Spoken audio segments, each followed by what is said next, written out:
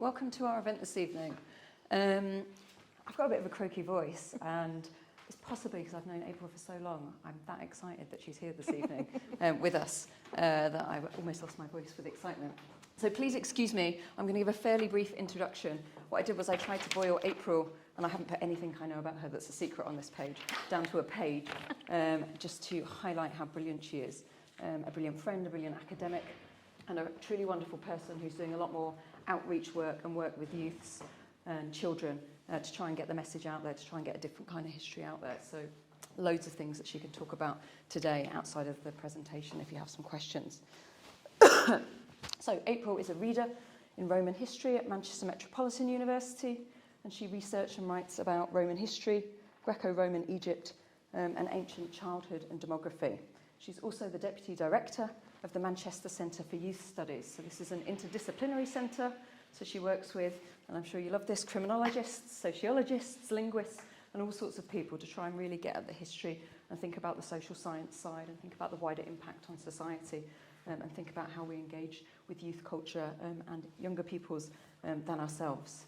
She has also been a lecturer, and I will reel this list off because she's amazing, at Newcastle University, at Birkbeck University in London, the University of Edinburgh. She's taught at the University of Birmingham, and along with myself, we did our PhDs together at the University of Manchester.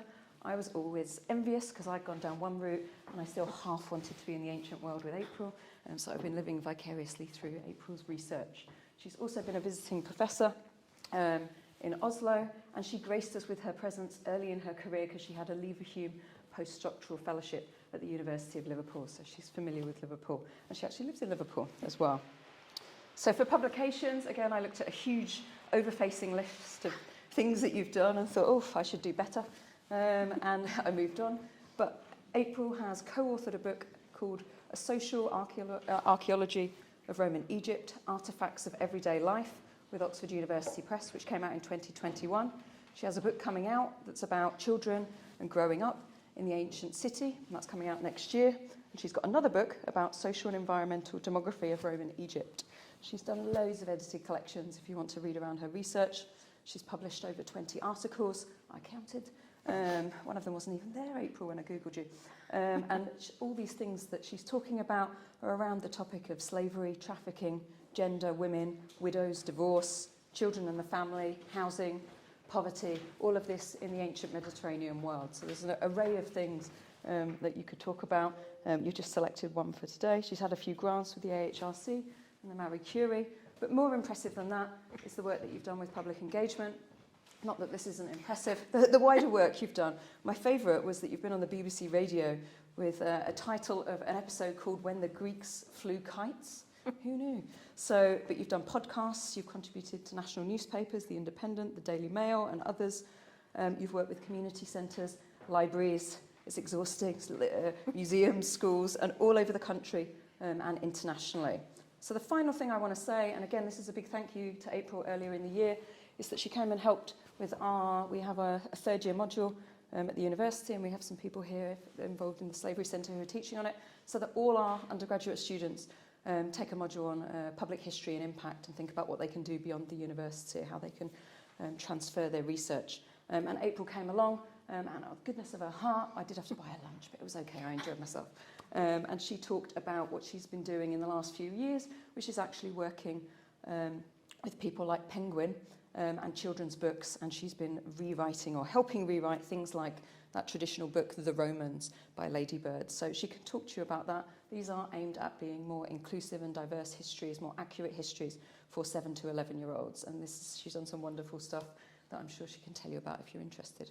I'm going to stop there, and I'm going to hand over to you. So let's give her a warm welcome.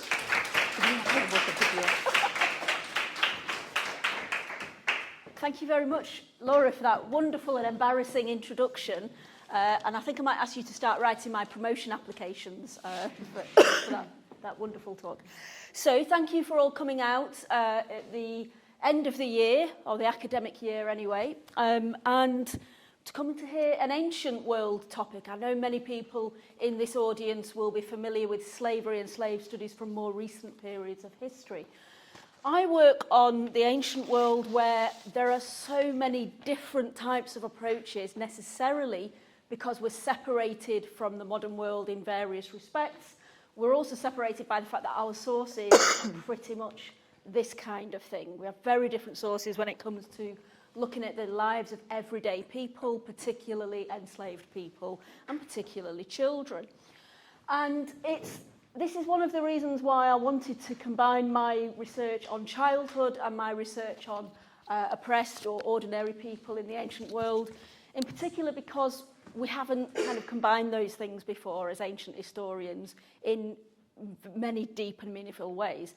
Now, there are other scholars who are working on this and developing the field somewhat, but it has to be said, we're a bit behind a lot more of the modern historians working on slavery. So, I'll carry on while that's yeah. So research into slavery in the ancient world has a different history and perspective to it than the research into historical slavery of other periods. And this is because classical scholarship of Greece and Rome has a centuries-long tradition of being elite and imperialistic in its perspective. That's because the discipline of classics, or the study of Greece and Rome, has been shaped by its early beginnings as an example for British Empire in terms of its approach to the grandeur, in inverted commas, of these civilizations of Greece and Rome.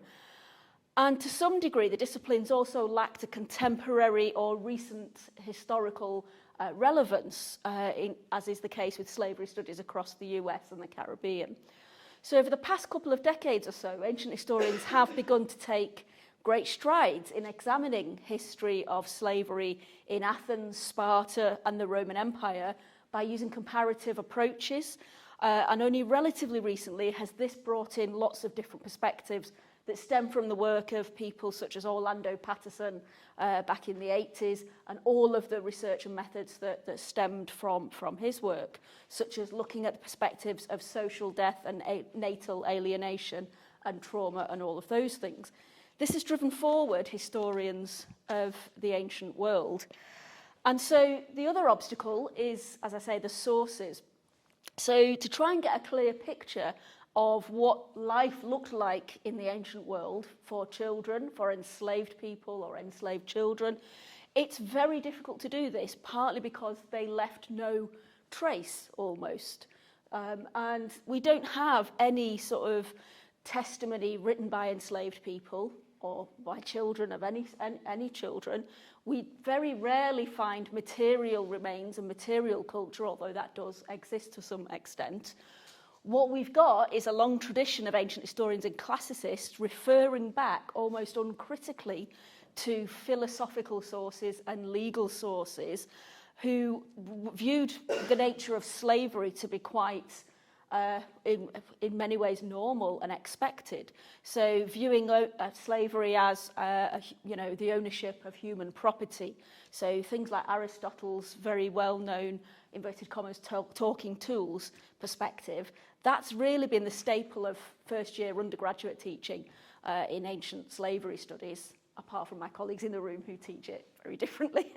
And these kinds of sources have really fed our picture of what ancient history is like in many respects, certainly for slavery. And these were the enslaving classes writing these sources.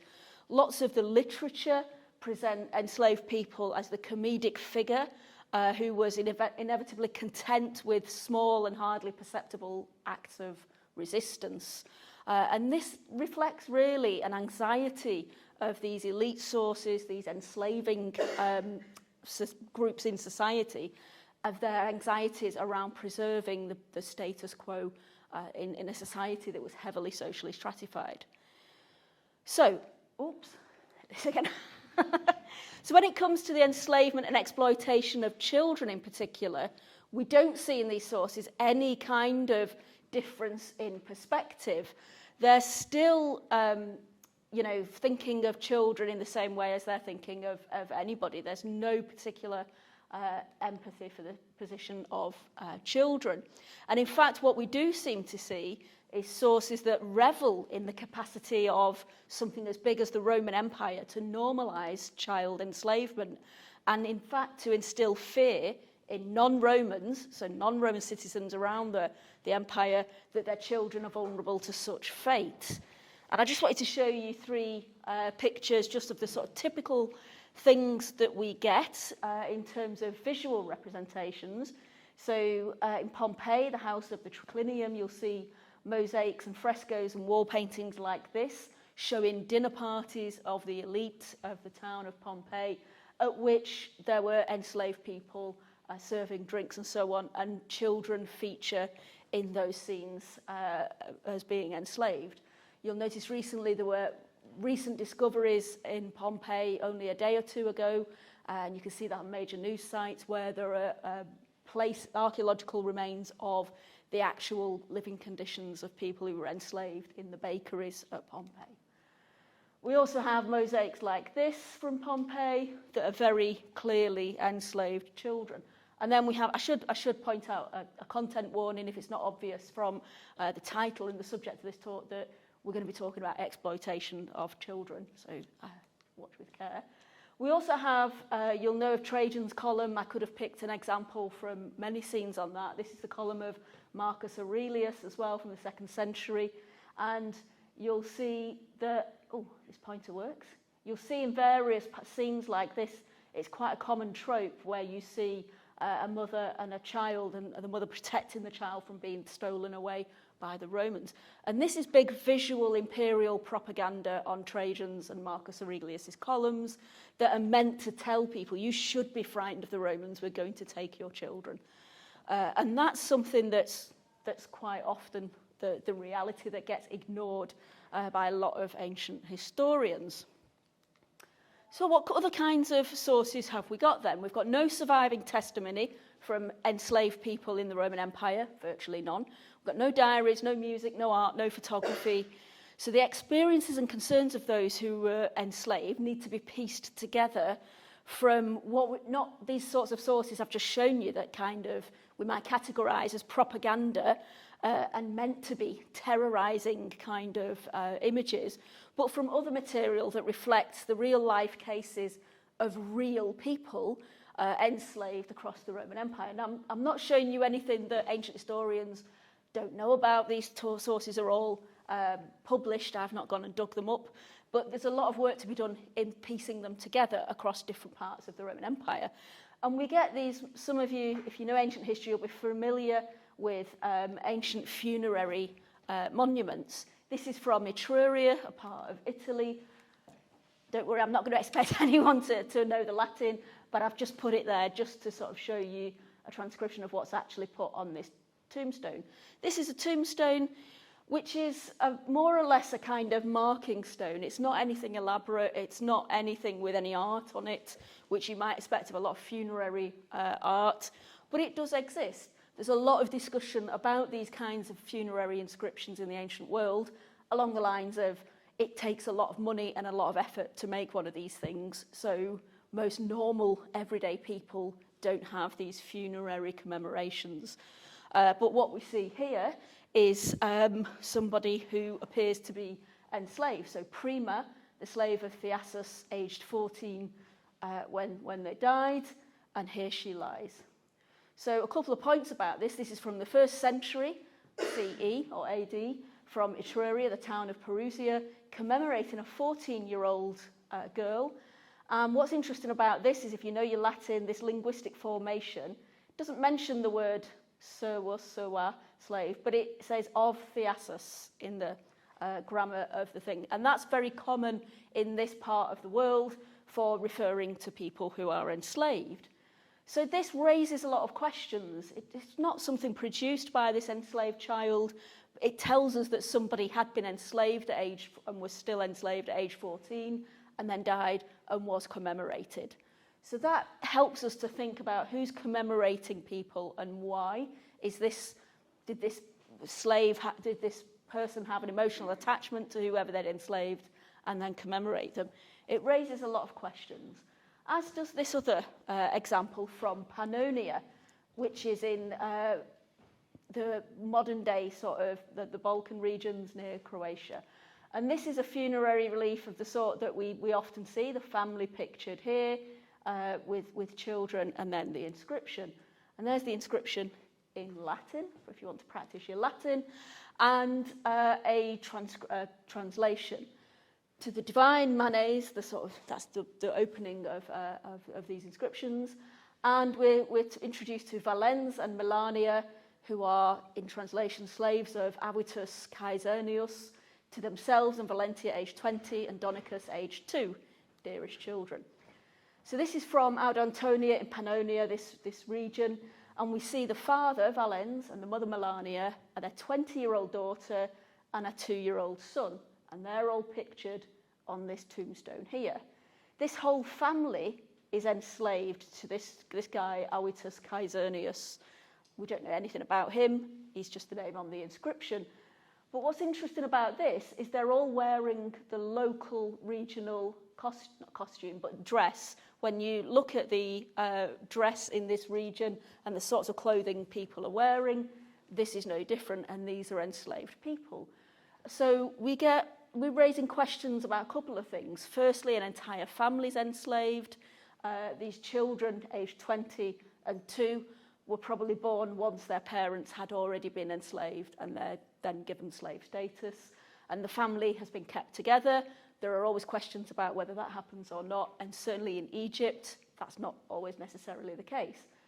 But to what extent is this family, where are they from? What's their culture? What's their heritage? Because the children were born into this region and are all wearing the same dress. So there's lots of questions you could go into there. Another example is this one from Rome in Italy. 2 young boys there carrying scrolls, and you've got their inscription to Nikon, the sweetest son who lived 11 months, 8 days, and to Eutychus, the Werner, who lived 1 year, 5 months, 10 days. And this was set up by Publicia Glytipi. It's very difficult pronunciation, that. This is, the word Werner is Latin for somebody who'd been born into slavery. And in the Roman terminology, there's this awful sort of sense that those are, inverted commas, worth more than slaves who'd been captured elsewhere. So this commemorates these 2 young boys, Nikon, who was under the age of 1, and Eutychus, who was 1.5. And it's Nikon's mother who's doing the commemorating. And Eutychus is a Werner. So she has a son, and she's also then got somebody she's enslaved who is a little bit older than her son, but still very, very young. We have no clue what's going on here, what this situation represents, how typical it was, but we certainly see it around the Roman world in these western provinces, also in Egypt, where you have people who are enslaved, children who are enslaved of similar age to those freeborn people in the same households. And then we get a very empathetic and sympathetic kind of commemoration of them both. And what's interesting here is, firstly, they're carrying these scrolls. They'd be too young to be doing anything to do with reading and scholarly pursuits. And they're both wearing a Roman toga, a sign of being a Roman citizen. So what kind of message is this commemoration trying to send out? With most funerary art in the Roman world, you do tend to get images of children presented as what they could have become rather than what they were. So we can ask questions around expectations within families. So lots of questions come out of this. How can the experiences of slavery be shaped by age and the nature of childhood? And how can we observe and infer, what can we observe and infer about the experiences of these children? I'm just going to check the time. Yeah, okay. So I look at a particular part of the world is Roman Egypt. Here's a great city, Oxyrhynchus, which you have to practice saying a few times after a couple of glasses of wine, or you won't get it. It's a Greek name for a city in the Roman East, in Egypt, a major city. And most of this part of the world was speaking Greek and was Greek in terms of culture because it had a whole history of having been a Hellenized empire after the death of Alexander, who you know as Alexander the Great, but I don't like to use that terminology. But Alexander had gone there, and after his kingdom had been divided, after his death, you get this Hellenized rule in Egypt. And so most of the cities have this Greek culture based on the classical Athenian polis, and that's how they're ruled. And the modern-day village of Al-Banasa is still being excavated. It was excavated by these very trendy hipsters, Grenfell and Hunt, the mustachioed men of the very early 20th century, exploiting local people for their labour to dig up and effectively be treasure hunters. The history of Egyptology and papyrology is basically treasure hunting and, you know, buying and selling of antiquities in slightly shady ways. But these papyrus scraps were literally scraps of paper that had either been abandoned by families after having archived them, or they'd been, kind of discarded in many ways. It's very difficult to say a lot about papyri and to try and be systematic because they've come to us in such a haphazard way, and sometimes it's just the accident of survival that means you have a document, and sometimes you can't tell where that document's from, who dug it up, what it was part of, whether it was reused. There's so many problems. It's great fun if you have a puzzle brain like myself. Here's this city, Oxyrhynchus. It means the city of the sharp-nosed fish, and it's this Hellenized metropolis with between 15 and 30,000 inhabitants. That's a rough estimate.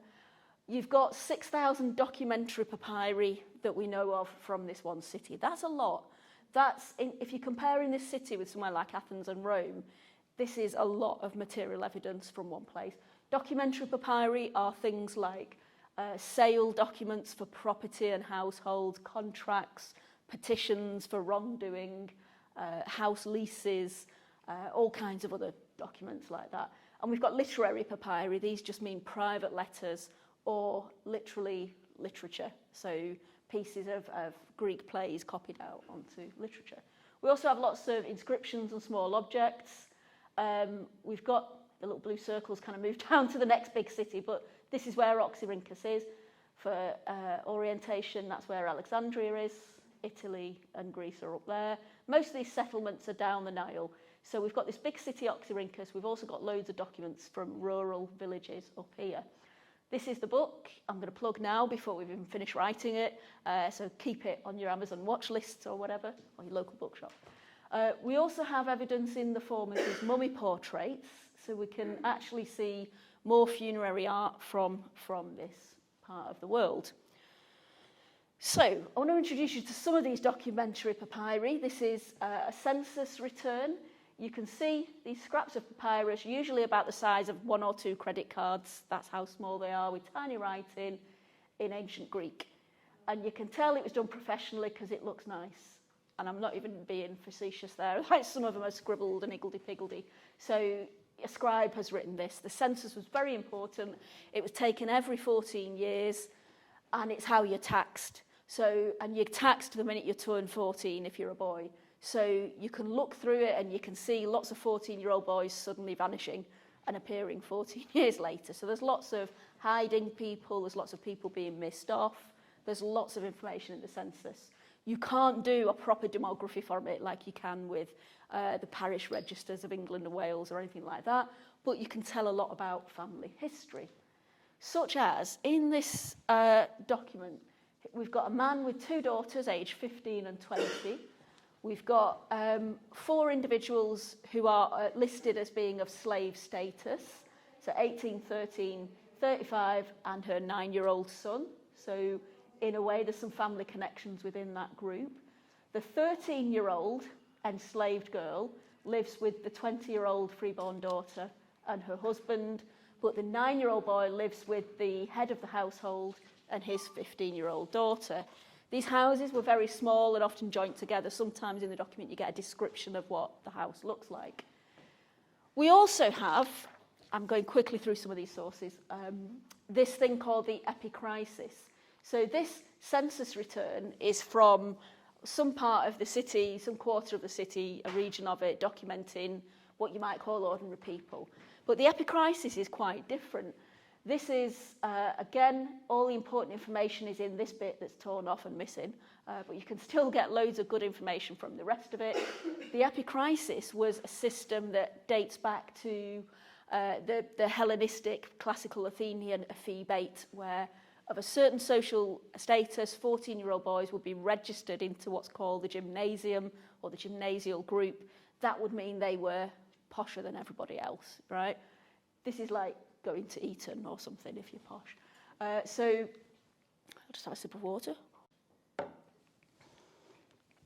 So this guy, Melas, appears from this document. This is a document asking permission to be registered in this gymnasial group, which is normally a hereditary group. So these documents list, my father was in this group, my father's father's father's father's father was in this, and it goes on like that.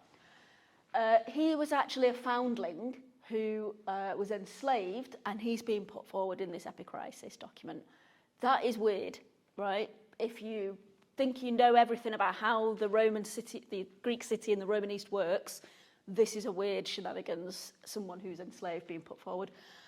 If you've got bored with the Latin, here's some Greek for you. And I just wanted to point out this dodecadramachoi, which is one of the 12 drachma group. That's how it's described, sort of this stock, of this group, of this station, the one who get these 12 drachma tax benefits. That's what that refers to. So why is a person who's enslaved, being put forward in this? I asked myself that question, and then I went through all the epicrisis documents I could find in other cities, and we're seeing it all over the place, and we have to rethink what we think the word elite means. And it's something that's really interesting, as Roman historians might pick up on, is the way we understand different social obligations and status in the Roman world is really complicated. It's like a matrix of different levels of status. And you could be enslaved, yet still be considered elite and part of these groups that are actually heavily involved in politics and making decisions later on. You would refer to yourself as a gymnasiarch if you were applying for a political position later on. We also have these oikogones. This is another Greek word meaning born at home. It's kind of similar to the Latin word I showed you earlier, werna, so people who are born at home. So we get documentation dealing the transactions around children who'd been enslaved. So for here we get a 6-year-old girl in this village of Ptolemais Eugates. We've got this 13-year-old boy who's nursed by somebody who's an oikogones. 8-year-old boys. We get these people mentioned, these children mentioned in these documents, and it's listed where they're from and where they've come to.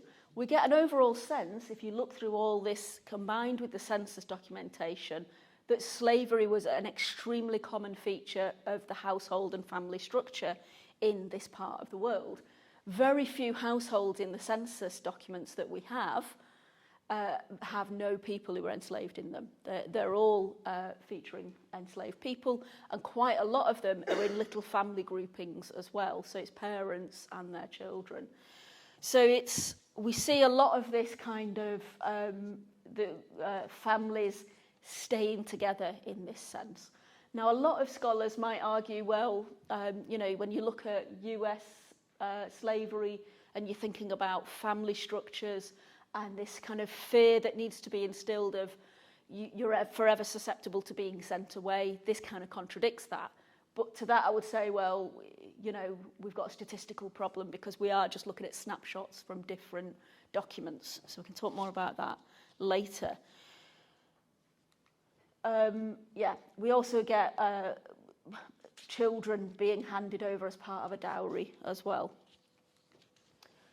And this is an interesting feature that we get in it as well. We get this sense that in order for this system of family structure to continue, there are lots of children in the same place and lots of enslaved women in the same place.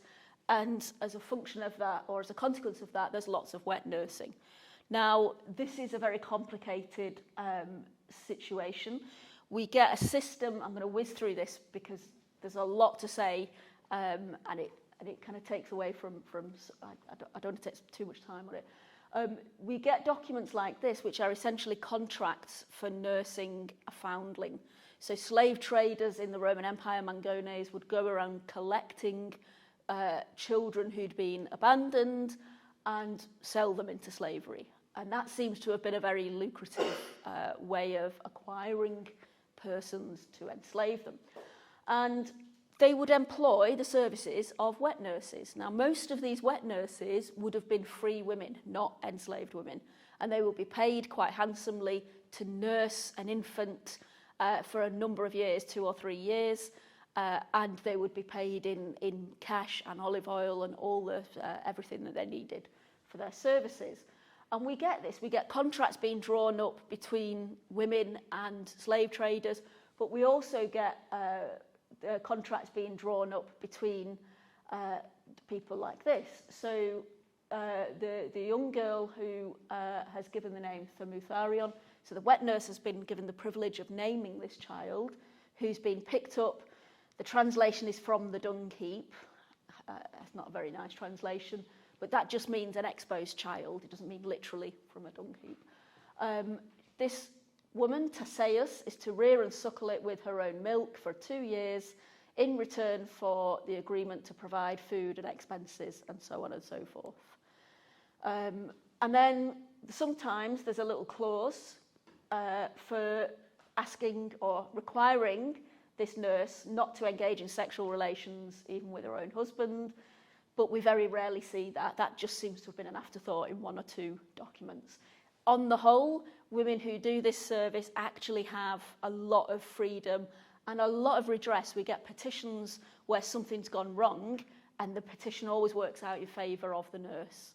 So there's a lot going on here that suggests to me anyway that wet nurses were highly prized, and in part that's because there was a circulation of enslaved children, and wet nurses were an important part of that. We see often this in material culture. Here's an image from Karanis. We get this sense of the divine wet nurse. If there's any Egyptologists in the room, you'll know that's Isis and Horus. And this becomes quite a common motif, and we see images like this all around the Roman world with mothers and wet nurses. So here's another example of this kind of thing for 2 years and so on. I just wanted to show you a couple of examples. We also see enslaved children for sale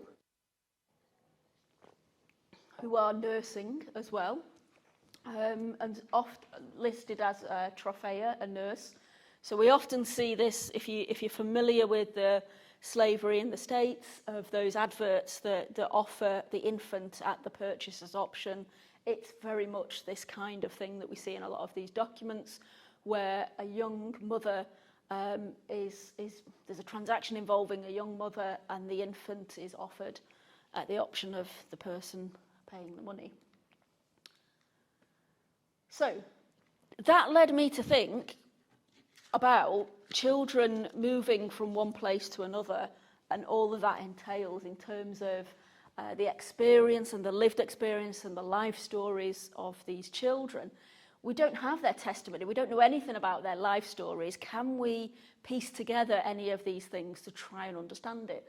And of course, because I work with sociologists and criminologists, they all started talking to me about trauma-based research and trying to think about that sort of thing that we don't have any evidence for, but was obviously going to have been a part of this experience.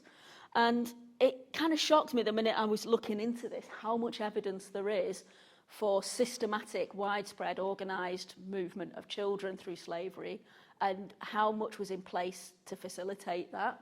And it's not really a surprise, you know, you're talking about a big bloodthirsty empire. It's you know, this kind of trafficking of children is inevitable, not inevitable, but it's not unexpected.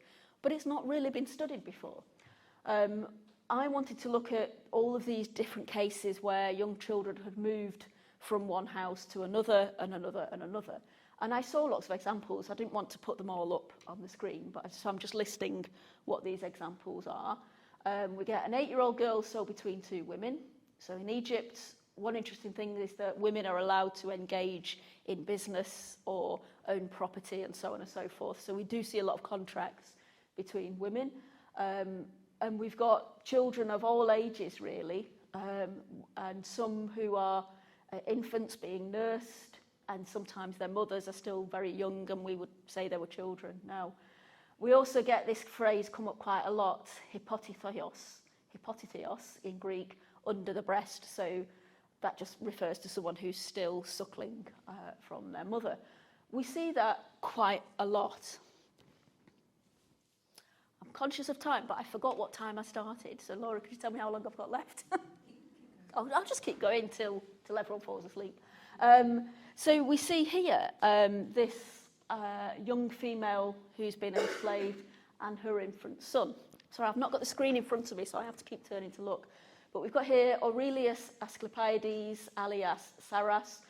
This is just how people name themselves in Egypt. They always have an alias for some reason, and I think sometimes because they want to be both Roman and Greek. And here in the city of Oxyrhynchus has purchased from Aurelius Cyrenius alias Serapion the female slave belonging to him, named Tereus, aged 21, together with her male nursling child, name is missing from the document, who was purchased by him in accordance with the deed made through the said office of blah, blah, blah, blah. This is starting to list where this child has been moved to. And the mother is only 21, so it's quite likely she was enslaved while she was still a child. That's quite obvious to me. So we get lots of different levels of movement of children, as well as with people. And for me, I just think that movement and trauma, the alienation that you feel from, in terms of slavery, that natal alienation, being torn away from your homeland, your country, your culture, your family, your language even, your physical environment to a completely different physical environment, that's all traumatic, more so if it's repeated, and 1,000 times more so for children as well, who are heavily dependent on adults. So I was trying to sort of scale out what levels of movement we're seeing through this practice. Here we have a young boy, Epaphroditos, who was sold 3 times, once as a 1-year-old, once as a 7-year-old out in the oasis, which is in the desert, and then back in the city again once he was 7 or 8 years old. So he's come into Egypt. We don't know where he's from. He might be from Egypt, but we don't know.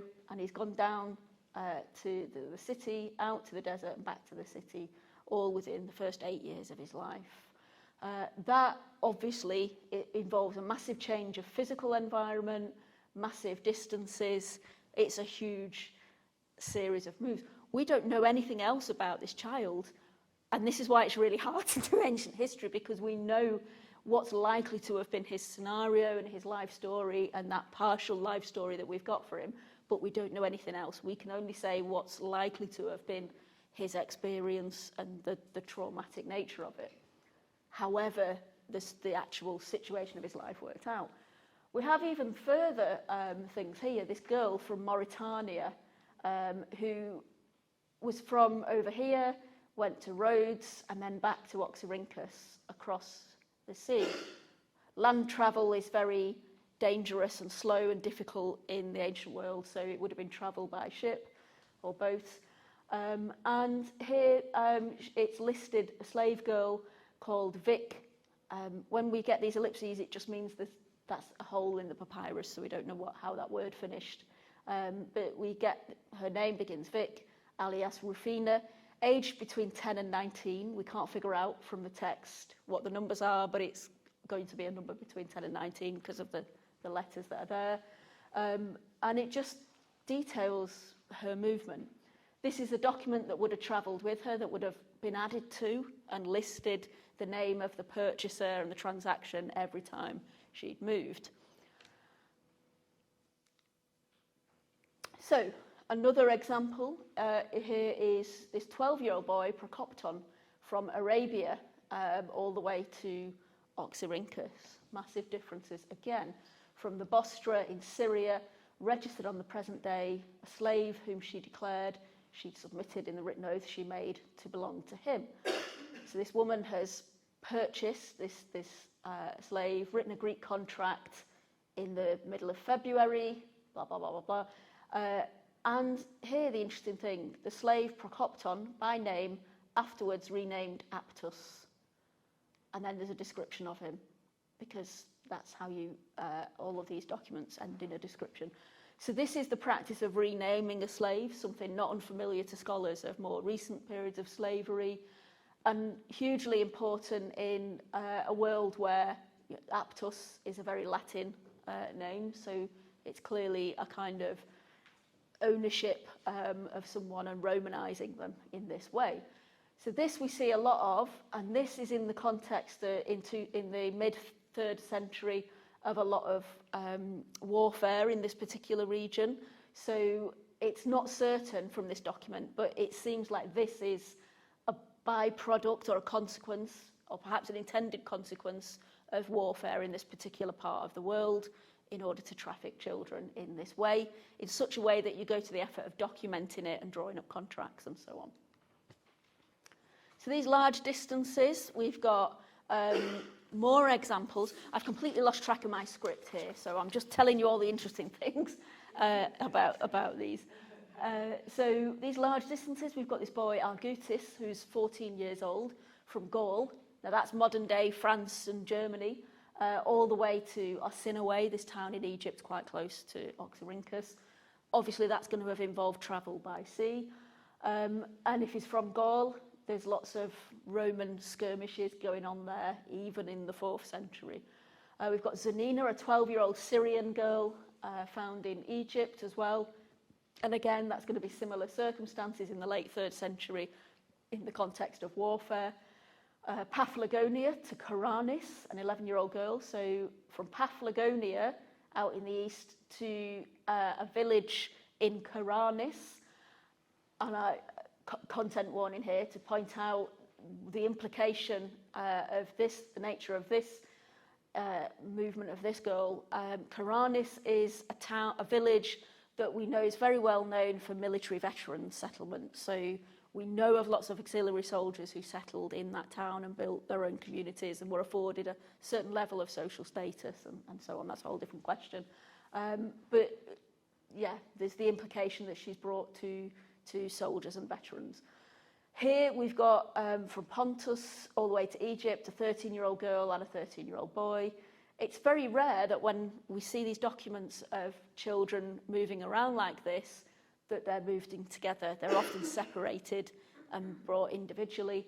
And obviously the demographics of the world at this time being what they were, it's very unlikely you're going to have lots of single children. They're always going to have had siblings and we don't know what's happened with them.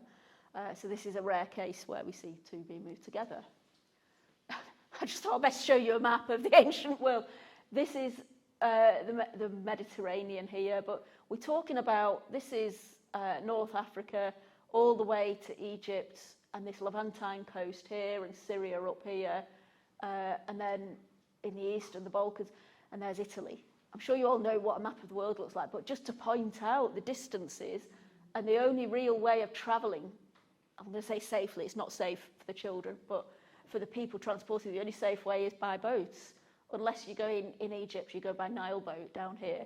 But travelling across land is both difficult and expensive, and it's dangerous because if you're in open land, there's lots of banditry as well. So there's from the perspective of the people trafficking people, there's a risk you're going to lose them if you travel by land. So I started thinking about what we actually mean by trafficking. Can we say that there was a system of trafficking? And I've been discussing this with a colleague who's just finished a PhD on this and she's done this PhD based on the visual evidence on Trajan's column. And what I wanted to do was start looking at the documents to see if in these kinds of documents we can see some evidence of people doing trafficking as well as the children, to see if we can see a system. And I did, so I'm just going to tell you about a selection of them. I need to do more work to try and piece this all together, and I'm writing a section for a book by Ulrika Roth, a Roman historian who's doing a book on Roman childhood slavery, and this will go in there. But we've got this 10-year-old girl from Galatia who'd been transferred between two men from Alexandria. Alexandria being a very, these men would have been very elite, high-profile, wealthy people who were engaged in this kind of business in one of the biggest cities. And they're called Artemidorus and Pamphilos. Those two men feature in more than one document. And that might be just by accident of survival of those documents. But it seems like they were well known and they were the people to go to I'm speculating, but that's all I can do with that. But the fact that we see those specific men named again in this sort of same context in more than one document is interesting. We see a 12-year-old Phrygian girl transferred between another 2 Alexandrian men, Lucius Julius Protitos and Artemidorus, so that's one with a Latin name, an Alexandrian again, because it was an important city. We see in this in the middle of the 2nd century, so really the height of the Roman Empire. We're seeing this very, what I think is a systematized process.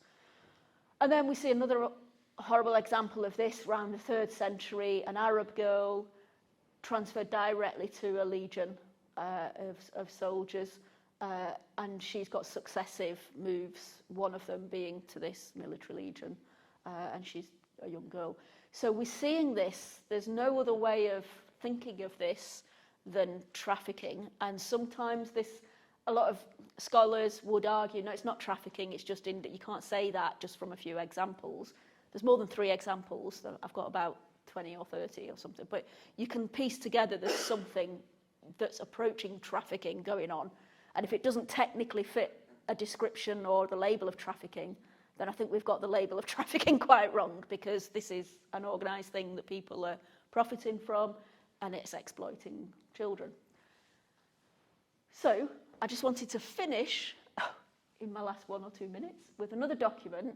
If you want to look at some of these documents, please feel free to email me and I can send you links to where you can look at them freely online. But this is again another document with lots of gaps, so there's lots of ... This isn't the whole text, it was just to end with my title. And here we've got in the consulship of Lucius Septimius, blah, blah, blah, that's just giving you the date, 5th day before the Ides of June. And in this metropolis, this person, Morsolis, son of somebody, has purchased from another Latin Roman named person, Anilla, or by whatever other name she may be called, a Paphlagonian by race, about 11 years old. And again, another example of somebody who not only is she having her name changed and taken from her, they don't even know what that is yet. It's like, whatever name you're going to give. It's very dismissive and very kind of almost expecting that her name is going to be changed and her whole identity is going to be changed. And she's 11 years old. So sorry to end on I normally put a picture of my cat to lighten the mood, but I completely forgot, so I'm very sorry. So lots of questions there. I'm happy to answer more questions. Thank you.